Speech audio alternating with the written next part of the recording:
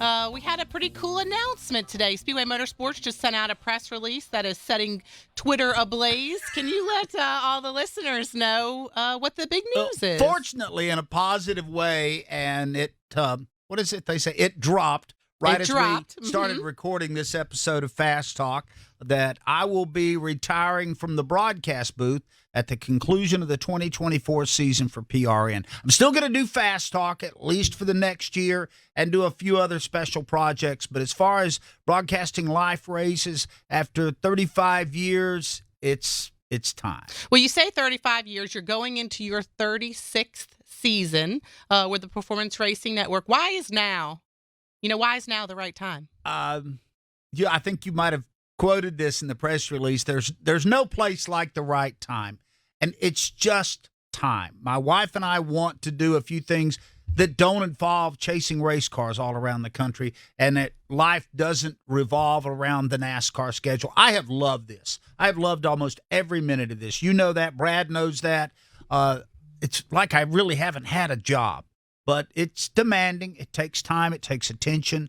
And there are some things at this stage of my life that don't involve going to the speedway, and especially don't involve a lot of air travel. Doug, the great thing about your career is that when you start to talk about history and the history of this sport, there's a lot of that you have called along the way. So many that are just too numerous to mention, but I have to ask the question, if you could whittle it down to one or two, what stands out to you as some great memories of races you broadcast? One or two, and I've been a part of a lot of them. Some of them I got to broadcast the finale. I was on the crew that did the race that was won by Kevin Harvick when he had to come in and replace Dale Earnhardt. And that was a big moment. That was exciting being on part of that. I was a part of another Earnhardt moment when he wrecked Terry Labonte and won the Bristol night race. I didn't mean to wreck him. I just wanted to rattle his cage race. Those were two biggies that I happened to be a part of. Tony Stewart's first win at the Brickyard was exciting because the place was packed. That was back when they got 225,000 people at Indy, and they all wanted Tony Stewart to win. He was their guy, and he went and won that race. So that was really big. Jeff Gordon's first win.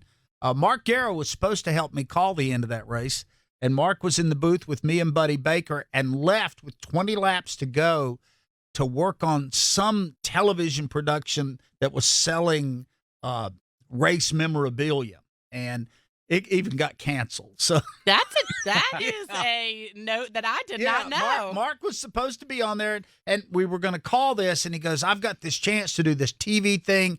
It was like QVC almost, and Mark was going to go host that, and it was a nice opportunity for him. And little did we know, some fresh-faced kid named Jeff Gordon would come up and win the 600. He'd go on to be kind of big deal. Yeah, he was sort of a big deal. And recently, I got to call the finish to the first ever running of the Roval. Jimmy Johnson looks to the inside of Martin Truex Jr. They dive into the chicane. They touch. Jimmy Johnson spins. Martin Truex Jr. gets hit by Johnson. They are both spun out. Here comes Ryan Blaney. Ryan Blaney will survive and win the Bank of America Roval 400.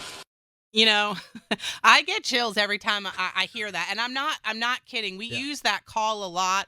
Every year we bring in kids from Appalachian State University and other universities across the country that are interested in radio broadcasting, and that is a call that we play them because it is just so iconic, I think, even for as recent of a call as it is. Brad asked you about and illustrated there in that call, some of the best calls that you've had. What are some of the best moments you've had? You've gotten to do so many cool things in your career that are outside of the broadcast. They're outside of the broadcast, but I got to do them because I was involved in racing through PRN. I got to parachute jump with the U.S. Army Golden Knights down at Fort Bragg. I asked Alexis if she wanted to go. And I said no. She No, thank you. I got to do that. That was really cool. I'd never even thought about it. That opportunity came about. And so I got to tandem jump with them. I've got to go up in an F-16 out at Nellis Air Force Base in Las Vegas, Nevada. And that might be the singular most cool thing I've done. And had the pressurized suit on, and they took it up and flew all over southern Nevada. So that was cool. And I got to go to Bosnia with a group that was, all these things are kind of tied to the military, but I have an appreciation for the military. We went over to entertain troops, and I was the MC for a group that involved Brendan Gaughan and Larry McReynolds and Jeff Hammond.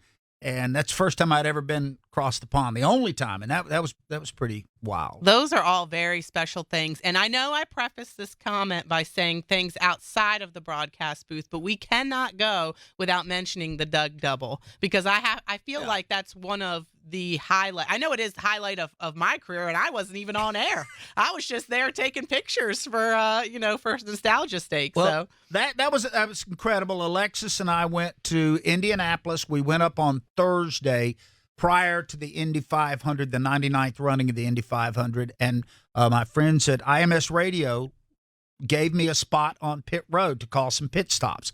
I called Elio Castroneves' first stop because this was all sponsored by Shell Oil. He was in the Shell car.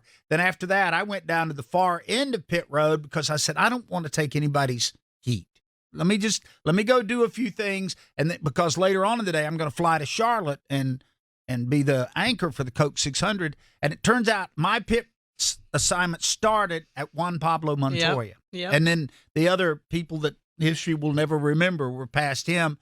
And dang if he didn't win the race that day. Yep. And I remember being in that pit stall thinking, this is just unreal. This is the only time I've ever been to the Indy 500. The guy that I'm covering wins. And then Alexis and I got on a plane, flew down here to Charlotte on a private plane. But maybe the highlight of the day was we got to take a helicopter from the Concord Airport to Charlotte Motor Speedway, which is like 5 miles. And we could have easily gotten a car, but and so much cooler. Because of the yellow shirts at Indianapolis, we were just a tad bit late for the start of the 600, which actually made that helicopter ride just a bit cooler because as we flew in, we could see the cars, going around on the initial laps of the 600 that day. Very cool. And I'll brag, to this day, I'm still the only broadcaster to have ever worked both races live. I mean, absolutely. On site, I worked pit road for the Indy 500, came here and announced the Coke 600 that Carl Edwards went on and won that day. So it was a full day.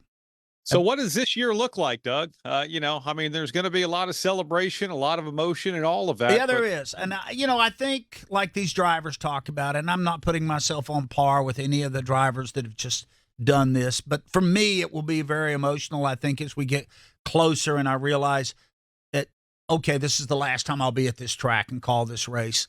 But I've been blessed to have been able to have done that. And I guess because it's in the release, I can say this now, that the Motor Racing Network has extended me an invitation to come up and be a part of the Daytona 500 broadcast this year. I've never been able to do that because MRN has the rights, and I've always worked for PRN. So I've got to thank Chris Swartz and their crew there, Ryan Horn, for asking me to come up and have a small part in this year's broadcast of the Daytona 500. If you're in this business, that's a box you want to check. Mark Garrow did it. Mark did it back when he worked for MRN, and so I'm going to get to replicate that. So, and then, and I'll get just a little bit philosophical here. The big reward, and I've told you guys this before, for me, especially in the last 10 years, is watching other people come into this game. And, I had a chance to watch Brad grow into being one of the preeminent broadcasters. Alexis didn't want anything to do with being on the radio, and now she's been on Fast Talk for almost 10 years. And watching other people come along and solidify themselves. Heather DeBow on our crew is a good example of that. Very young, inexperienced. She's grown up. And to see other people move in their broadcast careers. David Stiles, who works on this show, has also made a lot of steps forward. And there's a lot of names, but that's where I'm getting my juice now, is watching other people be successful and hopefully have great careers if that's what they choose for themselves. You've been a fabulous broadcaster for 36 years, but you've been an incredible mentor too, to myself, to Brad, to so many other people that we cannot even name. So congratulations on an amazing career. I, for one, cannot wait to see what this year holds for you and the celebrations that we're going to have in your honor. Well, thank you. So thank you for an incredible 36 years. And Alexis has been instrumental in putting together the press release that was put out, and some of the folks here at CMS on gathering materials. Made some mistakes. You don't do anything for 35 years and not fumble the ball a few times. But most of the time, I was able to recover it, not give it to the other team, and it's been a great ride, and I'm looking forward. I'm not. I promised myself and my coworkers there's no coasting to the finish line. I want to be as researched and as prepared, maybe even more prepared this year than I've ever been for doing this.